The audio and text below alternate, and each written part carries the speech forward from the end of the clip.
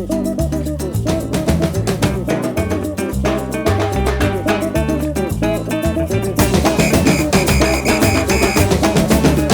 oui, c'est pas forcément quelque chose de bien connu, mais que ce soit pour l'homme comme pour la femme, le tabac a un effet néfaste sur la fertilité. Pour les femmes, ça va concerner principalement en fait la réserve ovarienne, hein, donc ces petites gamètes, notre petite graine d'une certaine manière, mais ça va jouer aussi sur l'implantation en fait de cet embryon. Et puis à côté de ça, on a aussi une augmentation des grossesses hors de l'utérus, qu'on appelle les grossesses extra-utérines. Donc effectivement, pas mal de difficultés pour mettre en route une grossesse potentiellement.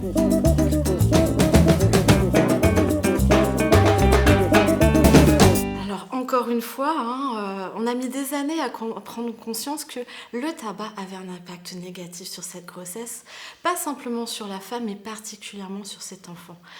Et là, pour le coup, c'est très important de mettre de côté les idées reçues sur la cigarette.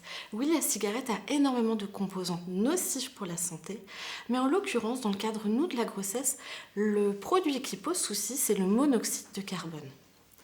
La nicotine peut avoir un impact, mais c'est un impact qui est en définitive très léger, qui ne va pas poser de complications pour la grossesse. Nous, vraiment, l'enjeu, c'est de réduire ce monoxyde de carbone. Et donc, pourquoi en particulier ? Parce que pour ce bébé, on va avoir des plus petits poids de naissance. Il a été décrit quelques malformations, des bébés qui vont présenter des anomalies du rythme cardiaque, essentiellement au moment de l'accouchement. Et pour cette femme en particulier, eh bien, on va avoir davantage de fausses couches, davantage d'accouchements prématurés. Voilà, donc beaucoup en fait de complications qui sont méconnues ou un petit peu banalisées.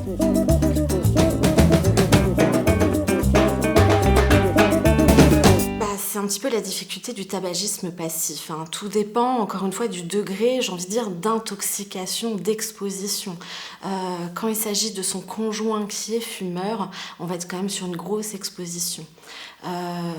En définitive, pour nous, puisque j'en reviens à ce monoxyde de carbone, on a la possibilité en fait d'évaluer cette intoxication avec un petit appareil, mais en définitive, c'est cette patiente qui doit essayer de se protéger vis-à-vis de cette fumée de cigarette, que ce soit en direct ou à distance, parce qu'on sait que le tabagisme passif en fait imprègne énormément les tissus. Mais je trouve qu'en fait, c'est une grande responsabilité de leurs proches. Voilà, c'est eux qui ont la main pour essayer de respecter en fait cette femme enceinte durant ce temps qui n'est pas très long, qui est la grossesse.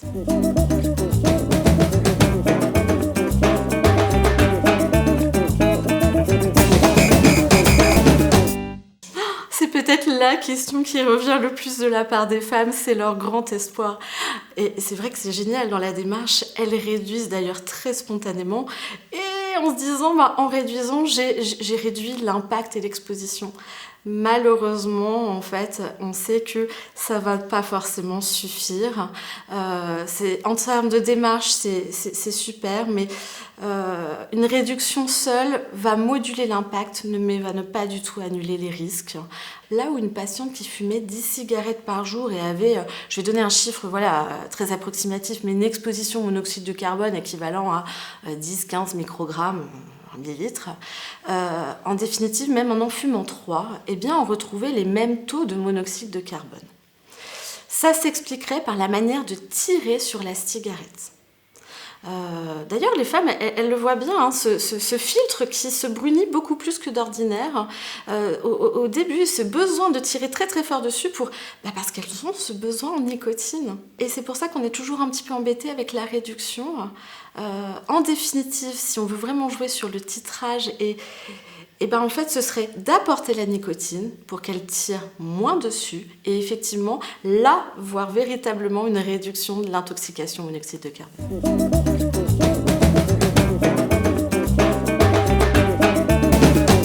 On est complètement sur une idée des précautions. Voilà, sur quelque chose qui a distillé depuis des années. Le plus intéressant, en fait, dans ce cas-là, dans une réduction, c'est de les accompagner. Parce que je suis d'accord, l'idée, c'est que cette réduction ou cet arrêt ne s'accompagne pas d'un mauvais vécu de la grossesse. Vraiment, l'idée, c'est qu'elles puissent en profiter pleinement. Et pour ça, elles peuvent s'orienter vers des professionnels de santé formés sur le sujet du tabagisme durant la grossesse. pour faire en sorte qu'elle le vive au mieux.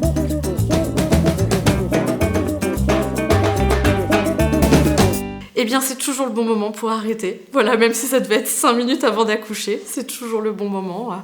Vraiment, dans la mesure où, en définitive, nous, on va voir les effets sur le fœtus en particulier dans les 12 à 24 heures. Hein. C'est assez bluffant, notamment sur son rythme cardiaque. C'est quasiment immédiat.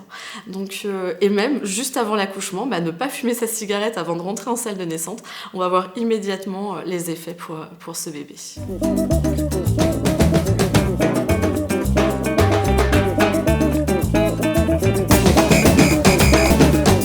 Dans les traitements d'arrêt, en fait, je vais faire un petit distinguo par rapport à la population générale. Il y a les traitements vraiment qui permettent d'arrêter et les traitements qui permettent de compenser. Les traitements pour compenser, c'est les traitements qui vont en fait avoir de la nicotine, hein. Donc effectivement les patchs, les gommes, les comprimés, les inhaleurs, enfin voilà, maintenant il y en a un grand panel. Ces traitements-là, il n'y a aucun souci pour les prescrire durant la grossesse. Alors oui, je sais, maintenant sur les boîtes, il y a un petit logo comme quoi, attention danger. On va retrouver ce petit logo sur le Spasfon, parce que c'est un comprimé que les femmes enceintes connaissent bien, même sur la Ventoline. C'est simplement pour dire que c'est mieux de se le faire prescrire et c'est mieux d'être accompagné. Mais ça n'est absolument pas interdit ni contre-indiqué. Par contre, les traitements d'arrêt pur, Champix ou autre, ça c'est complètement contre-indiqué et interdit durant la grossesse.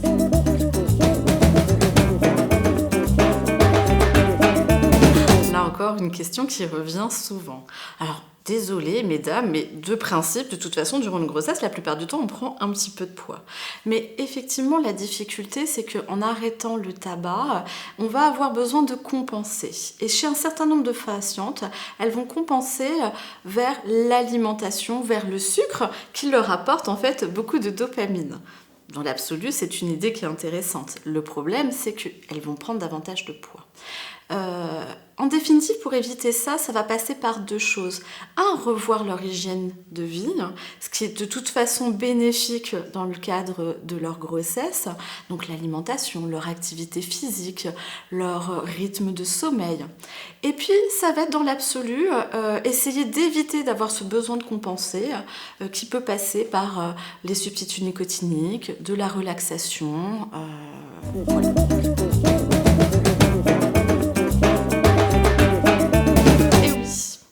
Et malheureusement, même que ce soit fumeur ou dans l'absolu, d'autres addictions. Il faut comprendre que le cerveau, étant exposé tôt en fait à cette petite molécule qui est la nicotine, va développer davantage de récepteurs qui vont demander potentiellement, plus tard, eux aussi une réponse. Et donc effectivement, on a l'habitude de voir davantage d'enfants entrer plus tôt dans le tabac et avec des dosages un petit peu plus importants dès l'âge de 20 ans.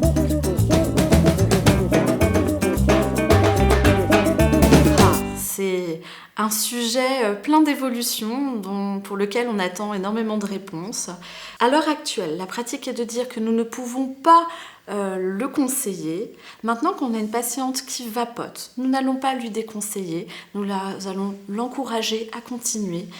Parce qu'il faut comprendre que dans cette vapoteuse, il n'y a pas de monoxyde de carbone. Il y a certes de la nicotine, il y a quelques petits adjuvants. Ces adjuvants, c'est en cours de recherche, savoir leur impact sur la grossesse et même sur la santé de manière générale. Mais le plus important pour nous dans cette vapoteuse, c'est qu'il n'y a pas de monoxyde de carbone. Or, en définitive, je pense que vous avez commencé à comprendre le message, c'est que durant la grossesse, nous, notre sujet, c'est vraiment de lutter contre l'intoxication au monoxyde de carbone.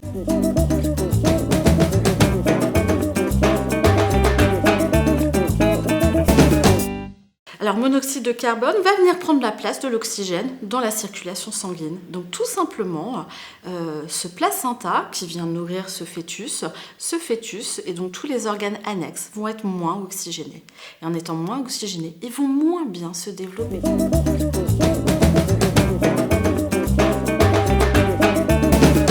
c'est une des complications qui revient le plus, ça reste quand même le petit poids de naissance sur les femmes fumeuses. Oui, il y a d'autres sujets qui peuvent expliquer ce petit poids, mais quand même statistiquement, on a quand même énormément d'études maintenant sur plus de 30 ans qui nous montrent bien que globalement, quand on fume, les bébés sont de plus petits poids à la naissance. Ils ont une moins bonne réserve, donc ils vont moins bien supporter les contractions. On sait que les bébés de plus petits poids, on a un petit peu plus de césarienne.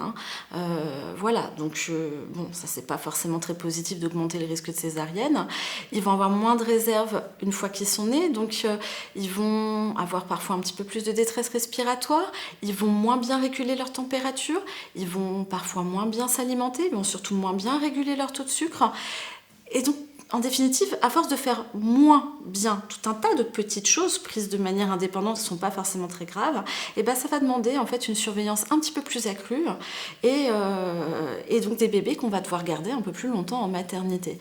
Et puis quand même pour beaucoup de parents qui sont toujours très à l'aise avec ce bébé qui vient de naître, qui est quand même pas très gros, et ben c'est quand même plus confortable de manipuler un bébé de 3,3 kg que de devoir donner un bain à un petit loulou de 2,4 kg,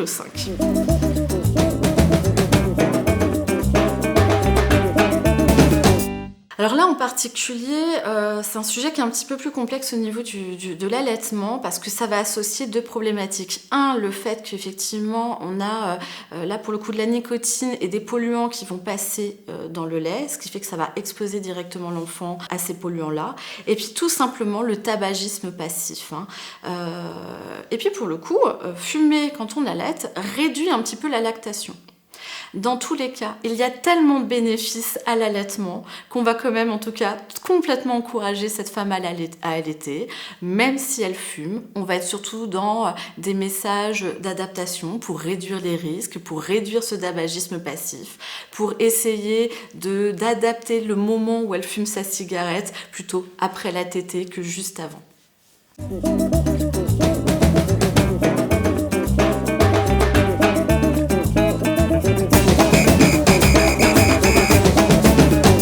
Ce qui est intéressant quand il y a un désir de grossesse, c'est qu'on se tourne vers l'avenir, vers le projet.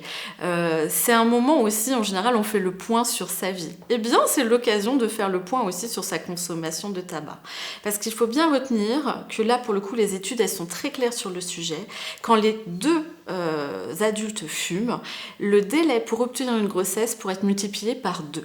On ne parle même pas des risques une fois que la grossesse a démarré. C'est-à-dire tout simplement, ils vont avoir des difficultés à mettre en route ces grossesses. Donc c'est l'occasion pour eux éventuellement de venir échanger avec nous, déjà autour de ce projet, de revoir avec eux leurs envies, leurs freins, et tout simplement déjà de faire connaissance en amont de cette grossesse.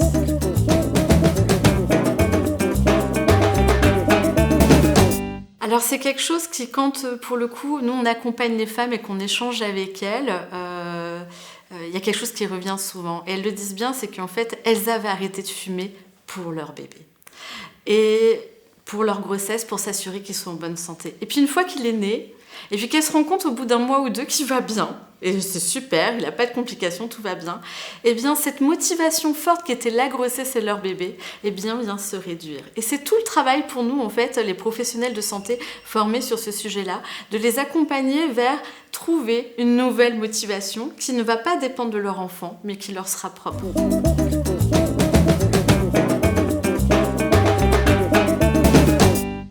Tout simplement de ne pas hésiter à en parler.